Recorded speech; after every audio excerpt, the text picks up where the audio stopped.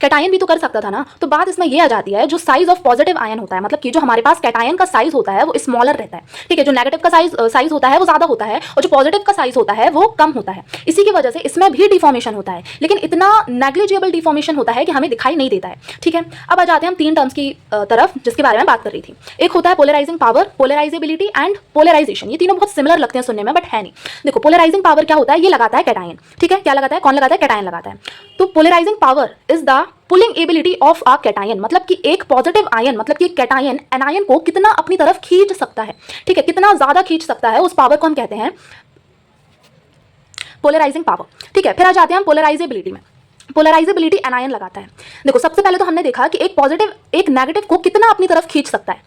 अब एक जो नेगेटिव है वो कितना पॉजिटिव की तरफ अपने आप को खिंचा सकता है और खिंचा खिंचा के अपना कितना शेप चेंज कर सकता है, ठीक है, उसे हम कहते हैं पोलराइजेबिलिटी, मतलब कि deforming ability of an anion. एक एनायन कितना ज्यादा अपना शेप चेंज हो सकता है अट्रैक्ट होते हुए कैटायन की तरफ। फिर आ जाता है पोलराइजेशन। पोलराइजेशन इलेक्ट्रॉन क्लाउड पे लगता है। जैसे कि मैंने बताया था कि जो एनायन का आउटर मोस्ट शेल में जो इलेक्ट्रॉन होते हैं वो पॉजिटिव की तरफ खिंचे चले जाते हैं, उसी इलेक्ट्रॉन क्लाउड की हम बात करेंगे। The distortion of electron cloud of an anion towards cation, मतलब कि एक जो इलेक्ट्रॉन क्लाउड है वो कितना जो इलेक्ट्रॉन क्लाउड है वो कितना कैटायन की तरफ खिंचा सकता है अपने आप को।